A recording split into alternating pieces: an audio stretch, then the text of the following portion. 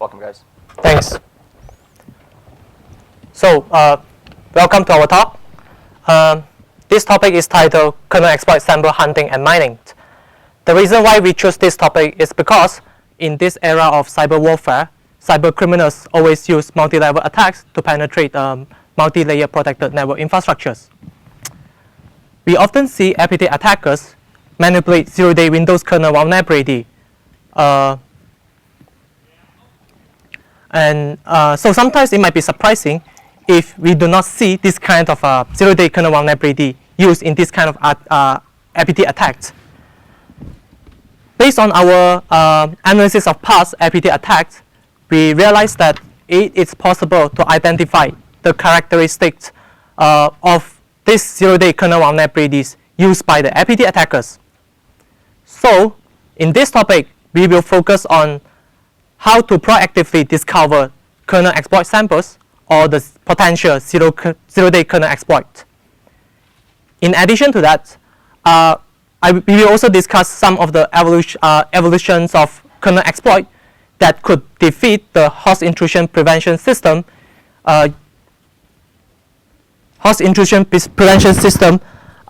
used by some of the software security vendors. So a quick introduction about ourselves. My name is Wayne. I'm currently working as a security researcher at Fortinet. In the last couple of years before joining Fortinet, I used to perform in-depth malware research, particularly studying anti-HITB technique used by malware against a behavioral detection system, and then providing countermeasure for those discovered techniques. But currently, I mainly focus on discovering zero-day exploit sample and also perform vulnerability research on Microsoft Office and Windows kernel. So as such, I'm extremely interested in anything related to exploit and vulnerability research. So feel free to contact me if you have anything related to this topic that you would like to exchange ideas with me. And this is my co-presenter, Broderick, and he's currently working as a senior threat analyst at F-Secure Labs, and we used to work together back in F-Secure Lab. So let's go through our agenda for this talk. Basically, this talk divided into two parts. The first part is about kernel exploit mining. While in the second part, Brod will discuss some of the elevations of privilege exploit anomalies that we observe used by zero-day kernel exploit that could be used or manipulated by us to identify the existence of kernel exploit. We will first start by giving you a context of what is elevations of privilege and user account control, which is a security feature introduced by Windows Vista and above. Typically, this USC is a security feature that limits application software to standard user privileges until administrator authorizes the elevations. For example, you will always see the Windows USC dialog box prompted that require the user interactions. In a way, EOP and USC has a common characteristic, which is always abused by malware authors. So we will briefly discuss differences between them and which one is more favorable to malware authors.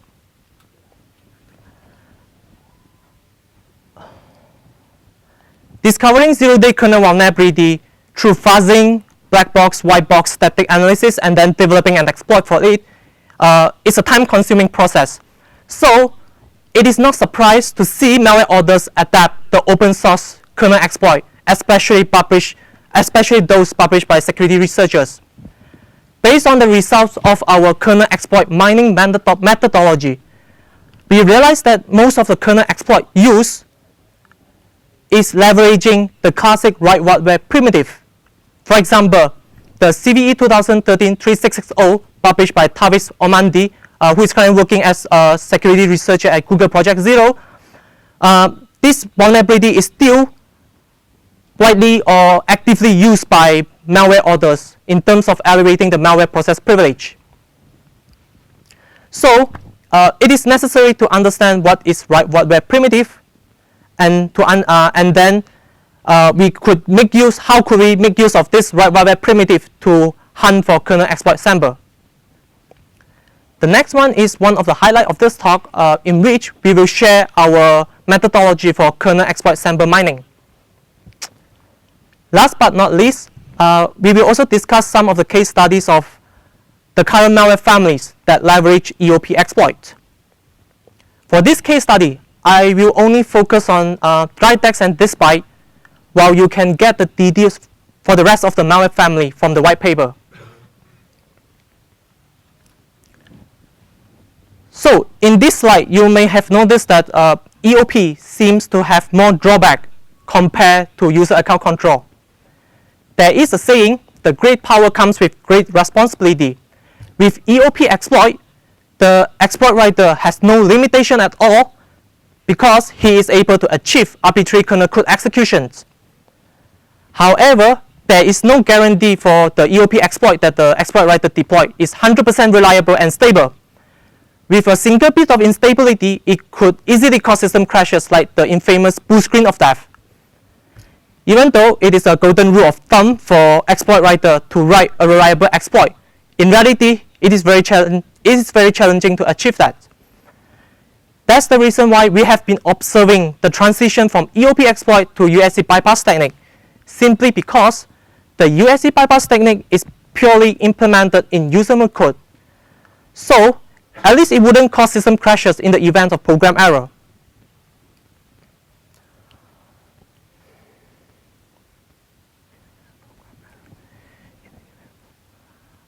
However, there is an easy countermeasure for all the USC bypass technique. Basically, what you can do is you can go to the user account control setting and adjust the setting to always notify.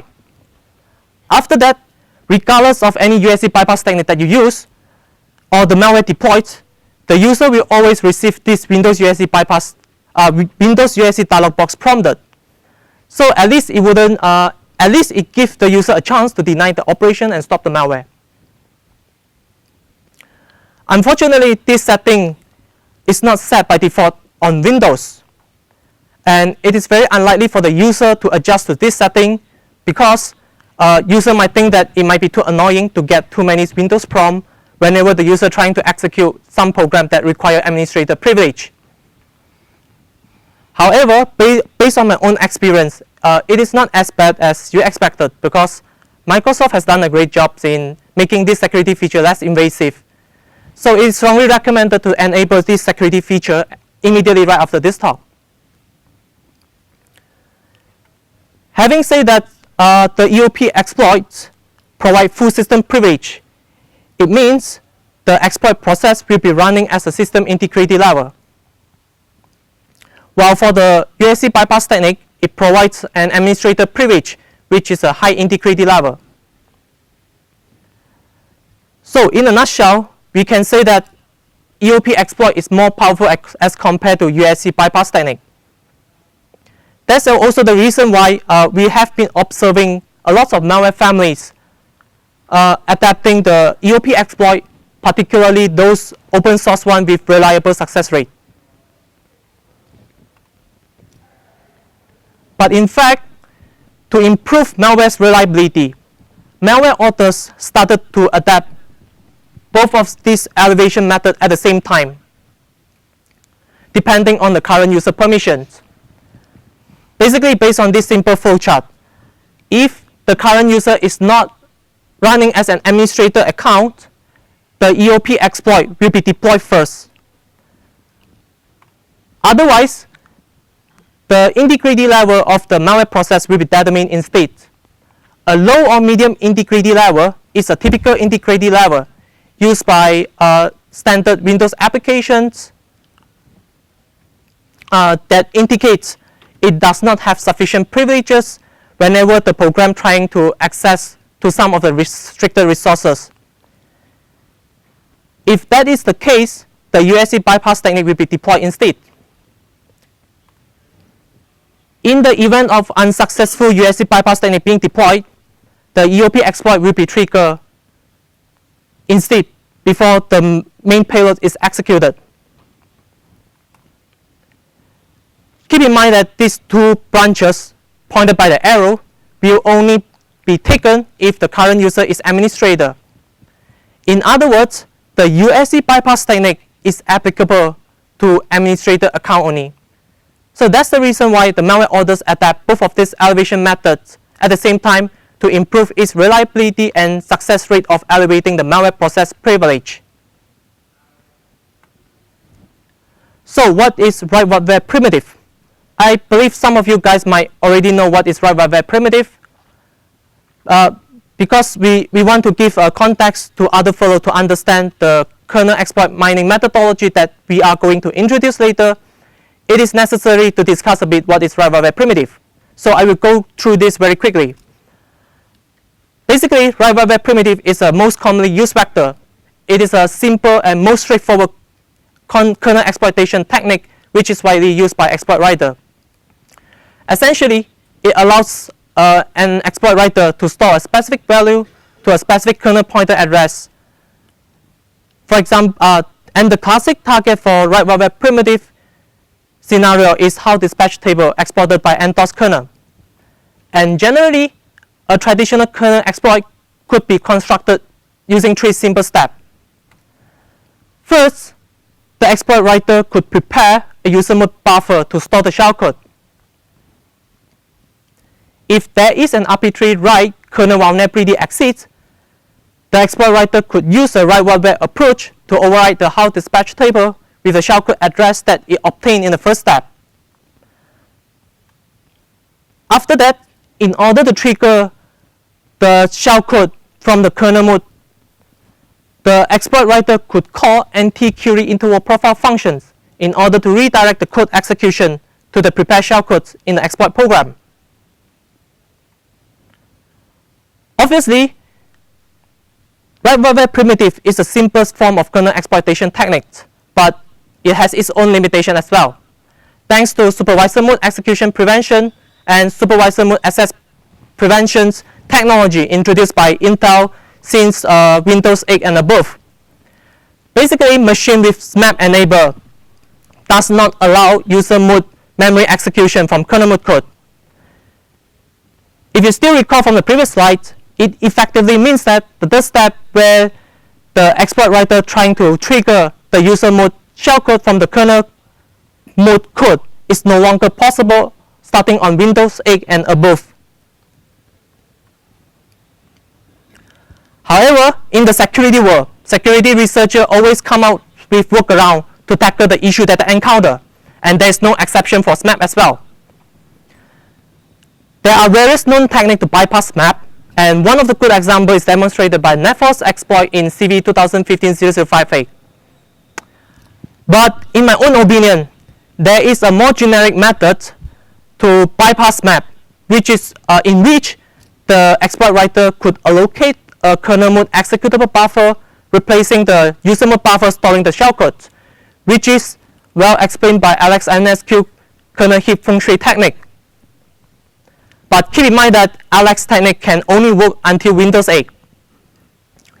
Nevertheless, what I'm trying to emphasize here is how prominent is write malware primitive to exploit writer because of its simplicity. But in fact, not all kernel exploit use write malware primitive, as demonstrated by the exploit in CVE-2014-4113 and 2015-1701. Because of the fact that not all kernel exploit call anti-query interval profile functions in order to achieve arbitrary kernel code execution, so it may make our kernel exploit mining methodology not generic enough to cover all the kernel exploit samples. However, the use of this API function together with how dispatch table is still favorable to us in the events of mining kernel exploit sample, and it has been proven to be useful in discovering some zero-day kernel exploit. Some of the success stories are, for example, the discovery of Drydex CVE-2015-0057 exploit, which was first reported by Udi Yawu to Microsoft and then later exploited by Drydex while there was no public exploit code available during that time. Another example is the discovery of other malware family leverage the public known EOP exploit as a result of our kernel exploit mining methodology. So basically, how do we do that? What we do is we look for the Windows kernel API function name statically and dynamically. These Windows kernel API function name are most of the time hard-coded in the binary and can be conveniently searched from process memory. So the string search from the process memory through dynamic analysis system like Sandbox could come in handy in mining this kind of kernel exploit sample. However, there are some cases where this Windows kernel API function are not hard-coded in the binary. For example, the malware might use some code prowl technique to implement its own getproc address routine and parse the import table manually in order to retrieve the function address directly needed by the exploit. To address these cases, we introduce some of the kernel exploit behavior detection methods that will be explained by Brod in the anomaly sections. So we will first discuss the generic way on how to identify right-wide primitive exploit, kernel exploit sample. The following screenshot should be no stranger to anyone who is familiar with Yararu. And this is an example of VD Yararu that we implemented to look for the right-wide primitive kernel exploit sample from static binary. One of the killer features of Yara is that it enables us to scan the string pattern from the process memory as well. So, to improve the efficiency of this Yararu against packed or encrypted malware, you might want to deploy this Yararu to your dynamic analysis system that support Yara. As I mentioned previously, the use of right-wide primitive is still very favorable to us in the events of mining majority of kernel exploit samples. To reiterate again, after successfully exploiting a kernel vulnerability, the exploit process will need to call anti-query interval profile function in order to transfer the code execution to an arbitrary address under attacker's control, which is overwritten at how dispatch table via some arbitrary right kernel vulnerability. And keep in mind that the use of this anti-query interval profile function is not common to be found by user mode applications. Hence, it is safe to say that if this Windows kernel API functions is found in a binary or process memory, we could say that it potentially contains kernel exploit. Currently, we are applying this Yararu on VirusTotal and the result looks quite promising with very low FP rate. Of course, you can reduce the number of false positives by adding additional conditions. For example, we skip scanning Windows driver file in this case, which might have the potential of using or calling these anti-query interval profile functions.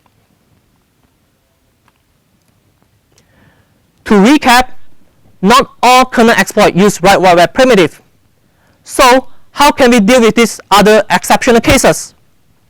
In order to do that, we need to first understand what is the typical post-kernel exploit payload used by exploit process.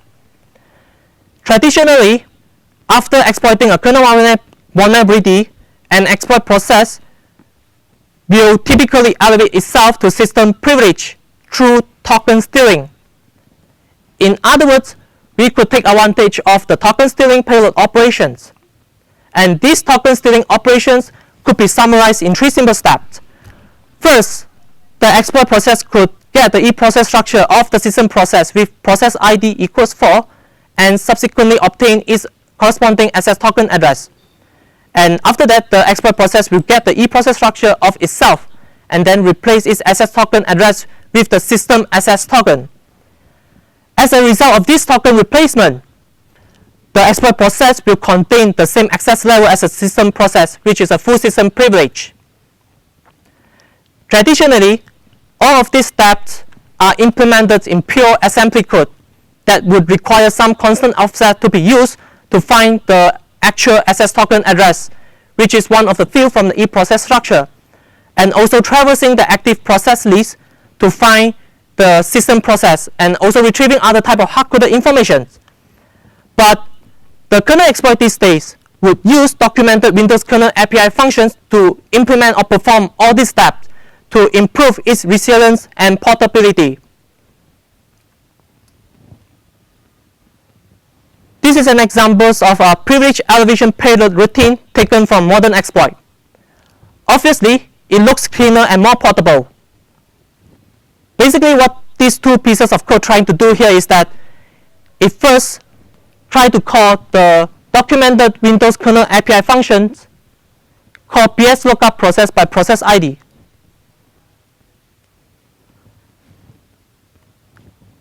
Later, it will adjust the offset of the E process structure in order to get the token address, which is one of the fields from the E process structure. And usually the exploit writer would use constant offset that support different versions of Windows OS.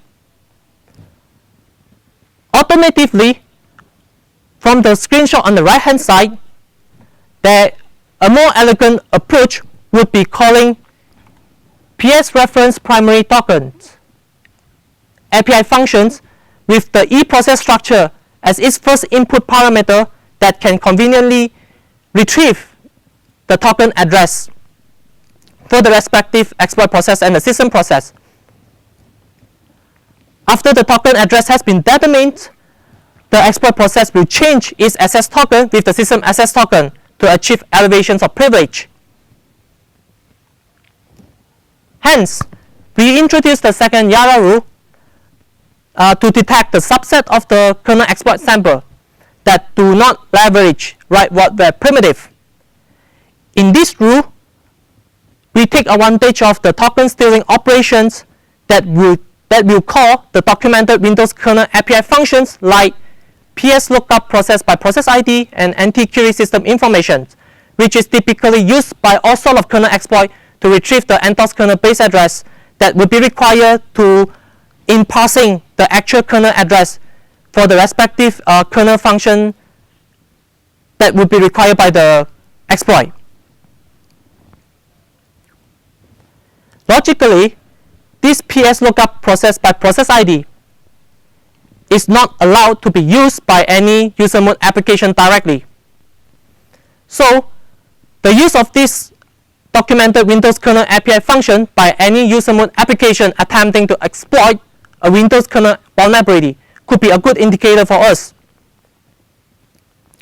It is also worth to mention that this Yara rule is more aggressive, but it is able to find the token stealing operation that presented from the code figure shown previously.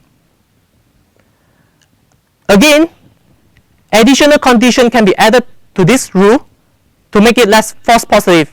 For example, we have also added checks where the sample has imported GDI32 and user32 libraries that contain the GUI functions which are typically used when exploiting Win32k vulnerabilities. We also introduced a third Yara rule to detect the token stealing operation that involve calling another documented Windows kernel API function called PS reference primary token. This rule is identical to the previous one, except it is not specific in detecting samples exploiting Win32k vulnerabilities. As you can see in the condition part, we dropped the user32 and GDI32 import libraries checks.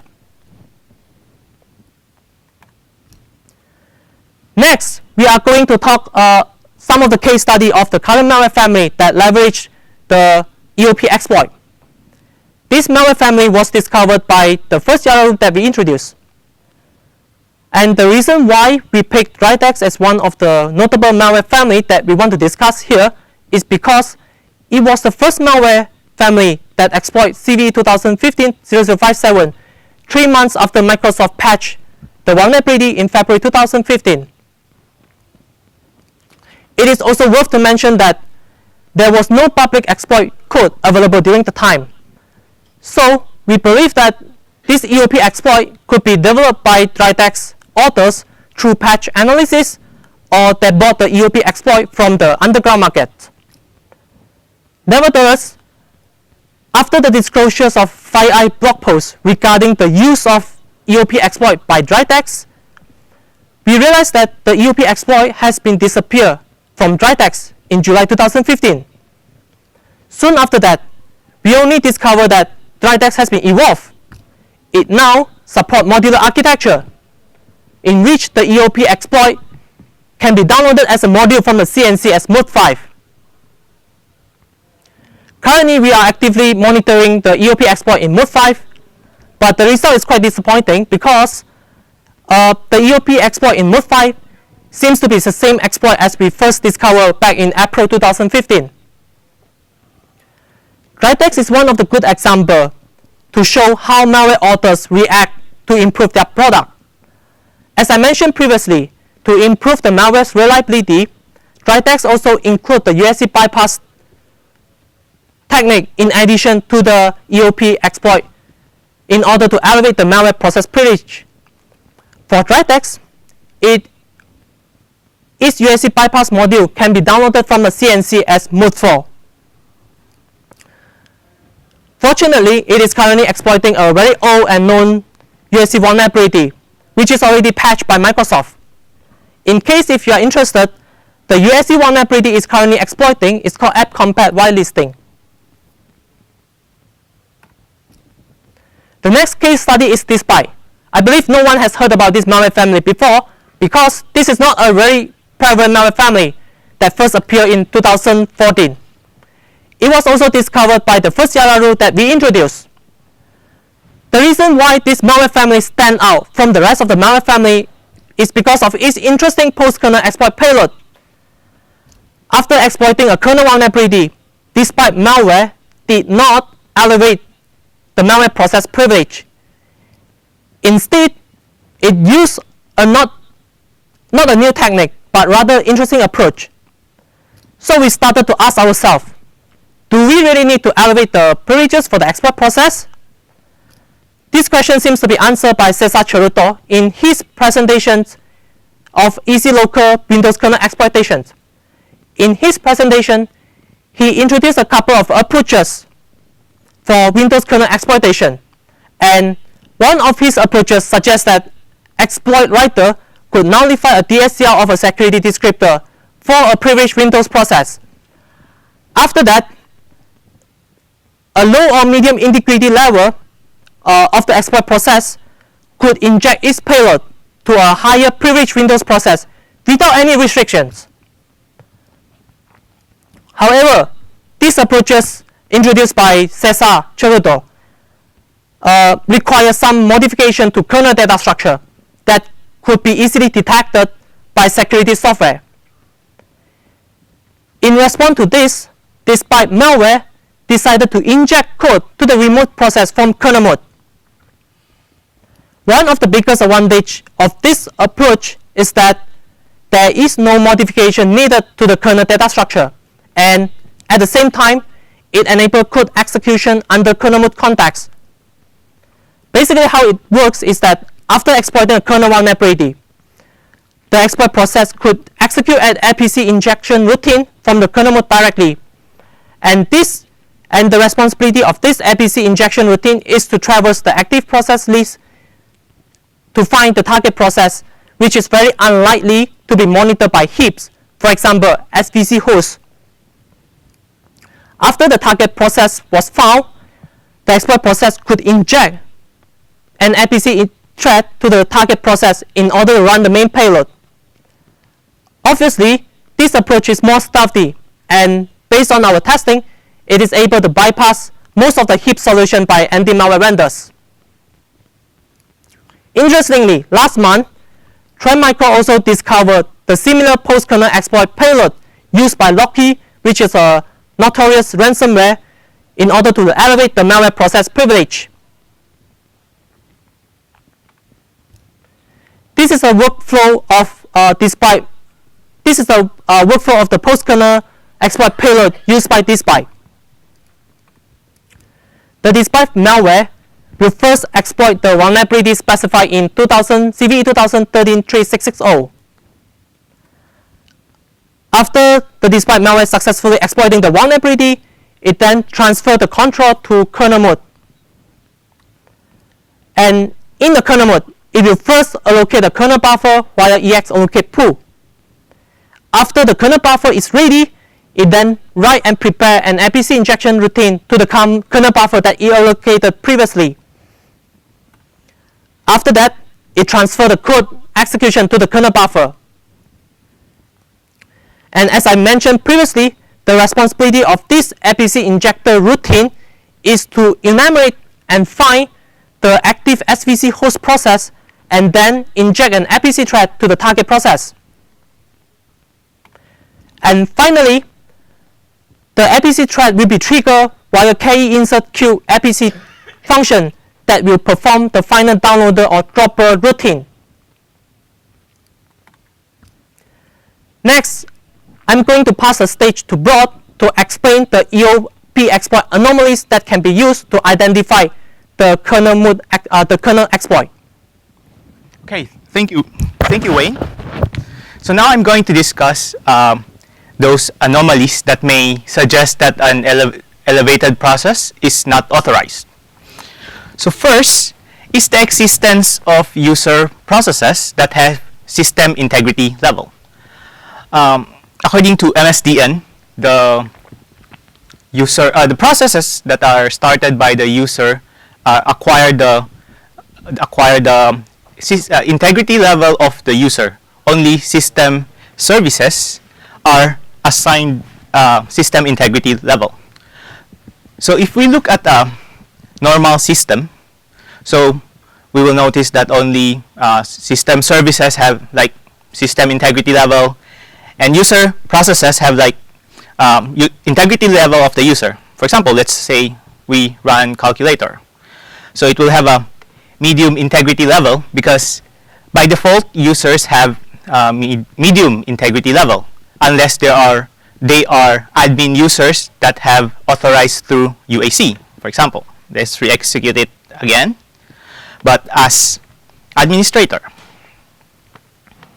So now it has a high integrity level.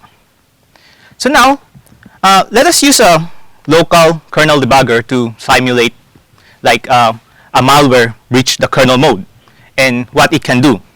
So in our case, we want to elevate this medium integrity level to system. So as discussed by Wayne, one of the technique that is commonly used by malware is to just steal the token of the system process.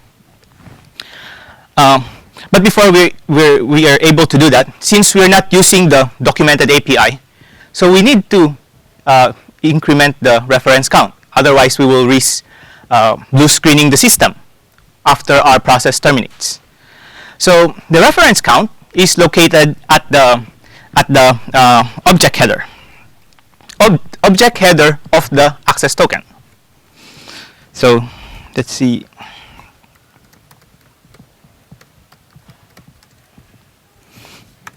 So it's located at offset 0. So now we need to get the address of the access token of the system process.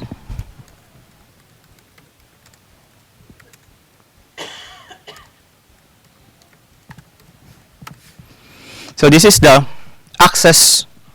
So this is the address of the access token of the system process.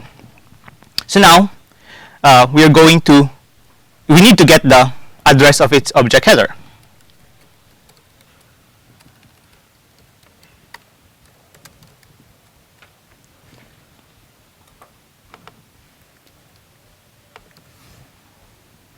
So it's located here. So now we want to change the value.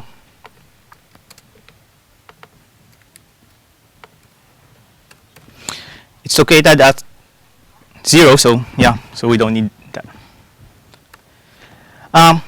At this point, we don't know how many existing references are there, so we cannot simply just change it to 2D or whatever. But there's a brilliant technique that was suggested by Cesar Cerrudo, is to simply set this to set it with a value that is big. That way, we ensure that the access token is not freed even after our process exits. So for example, let's set it to 300 hex.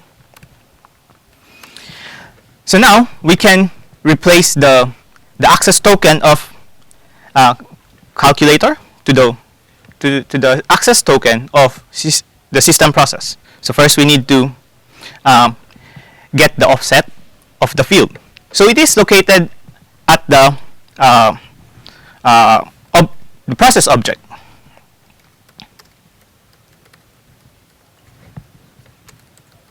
So the token is located at offset F8. So we simply need to get the address of the calculator object in memory.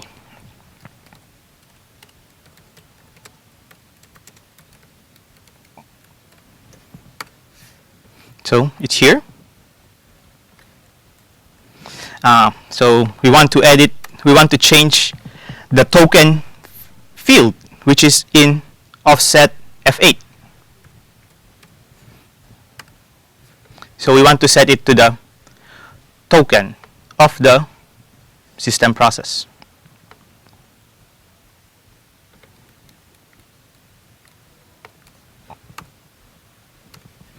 So now when we restart like Process Explorer, then it should be it should have system integrity level.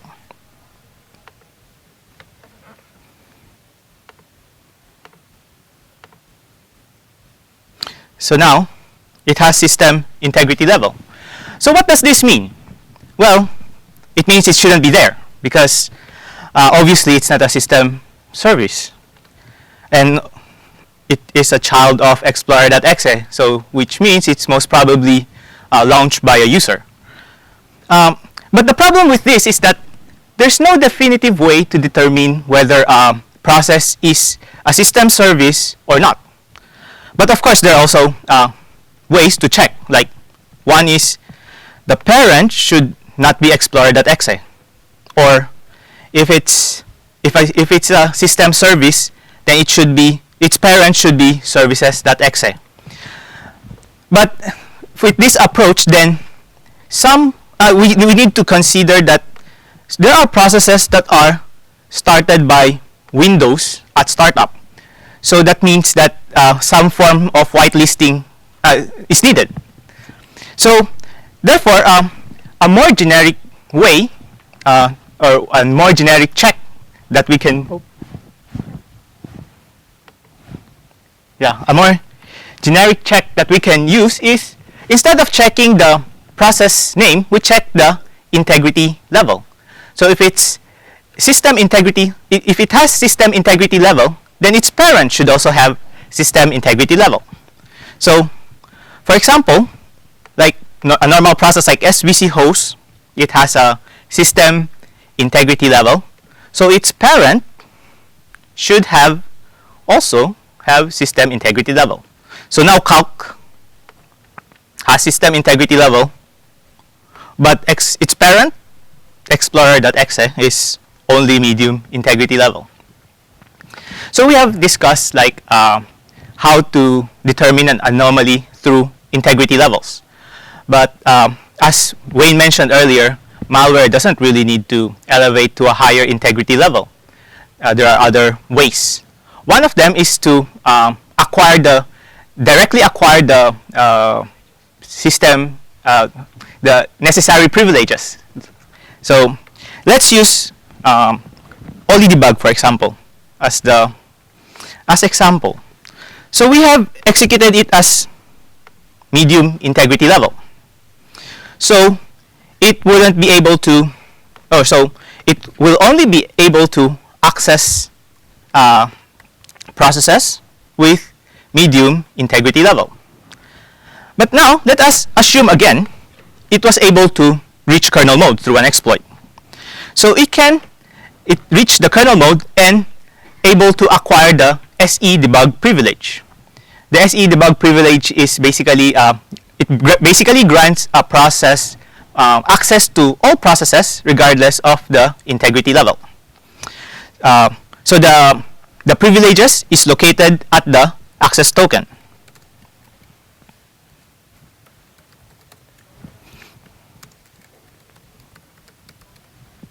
So it's located at offset 40, and it's using this structure.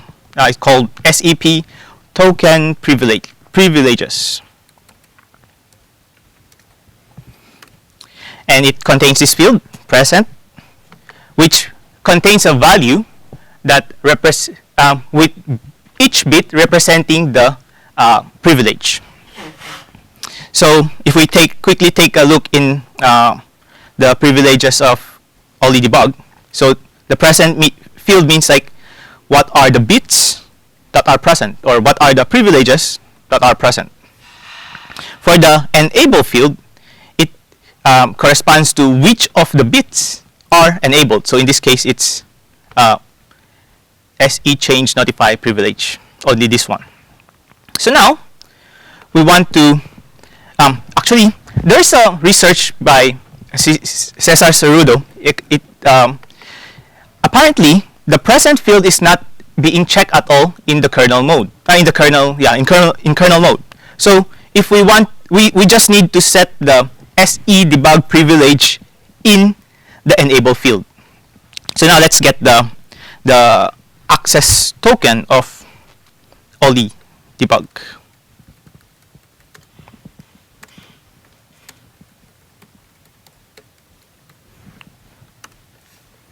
So that's the access token, and we want to set the privileges, which is in offset 40. So we want to modify the privileges field of the access token, and then the enable field of the privileges. So it's at offset 8.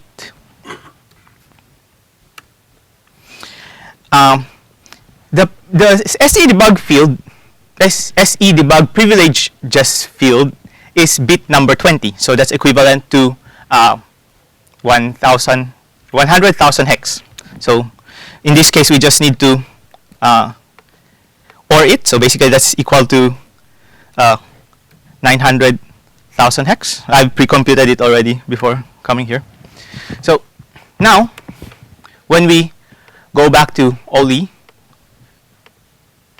then it has access to all the processes, but it still has the medium integrity level. In normal circumstances, let's just close this. In normal circumstances, processes that have medium or low integrity level are not able to acquire admin privileges. So we have a test binary here, or a demo binary here. So it will try to acquire the SE debug privilege using the adjust token privileges API. So if we, for example, we run it with high integrity level. So high integrity level, if we quickly take a look, it has the SE debug privileges present, but it's disabled by default. So if we let it continue, if we check again, then it was able to acquire the privilege. But if we run it with medium integrity level, then it doesn't even have the SE debug privileges present. So eventually, so if we let it continue, of course it will fail. So what this means is that we can use it as a check. There shouldn't be any processes that have admin privileges, but only has medium or low system integrity level.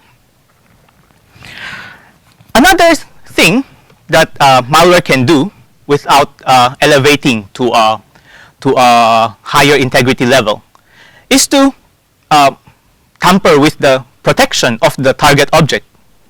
So let's use actually that was mentioned by Wayne earlier. So but let's do a demo. So let's use, let's say, let's launch calculator as our target. So it is in high integrity level. So now if we launch only debug with medium integrity level, so naturally it won't be able to access calculator because it's in a higher integrity level. Again, let's just assume it was able to reach kernel mode and able to tamper with the security descriptor of calculator. So basically, security descriptor contains all the security information of an object, or in this case, of calculator. The security descriptor is located at the object header.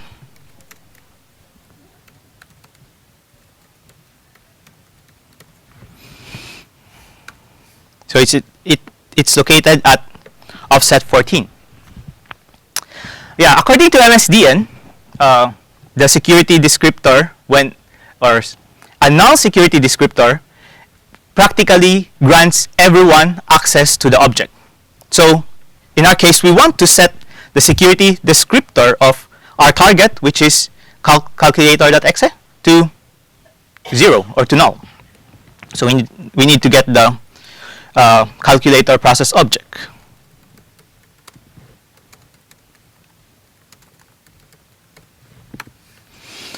So now we try to get the address of its object header. So it's located here. Now we want to set the security descriptor field, which is in offset 14.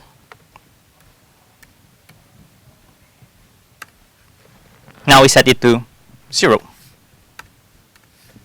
If we quickly take a look at the permissions of calc, it has no permission set now.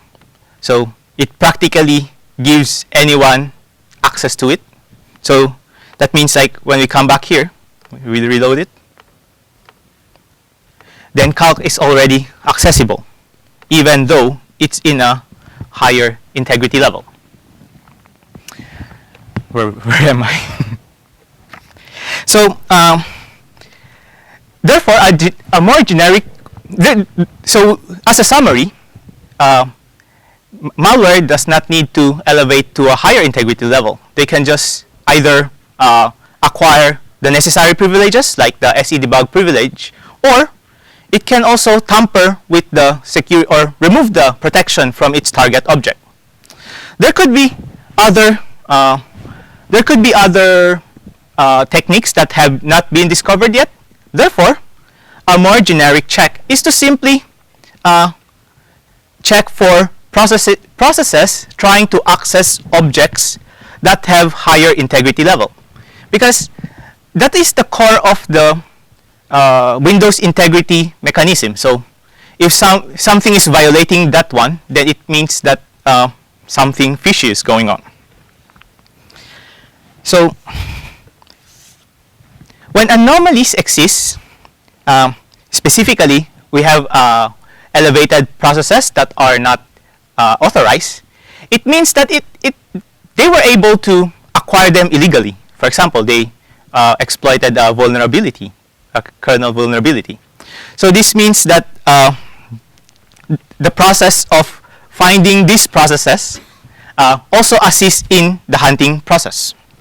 So as a conclusion, it usually means game over when someone reaches the kernel mode, because we've been talking about anomalies. But once the malware reach kernel mode, they can practically do anything. They can remove all the anomalies, but it will only take them more effort and more time. So for us, we should not make it easy for them. So we should try our best to take advantage of these anomalies as much as possible, as long as possible, and find this sample to come up with a solution. So I hope you find our presentation interesting. So thank you.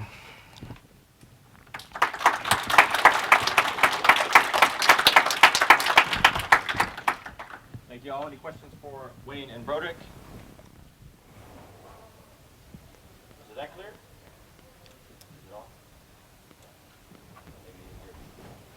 Any questions for Broderick and Wayne from the audience? Yeah. So the technique with the APC, where like you just launch an APC in a privileged process. Mm-hmm. Have you ever seen malware that just stays in APCs, that just keeps living through APCs rather than injecting itself into a process? Like it executes an APC, then it spawns another APC in the same process and keeps on going.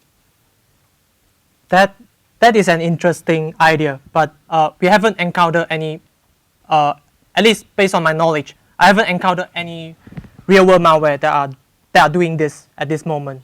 But yeah, it's quite interesting, the ideas. Yeah. Well, yeah. I have no strong opinion. Any other questions? No. Thank you, guys. Thank you. Thank you.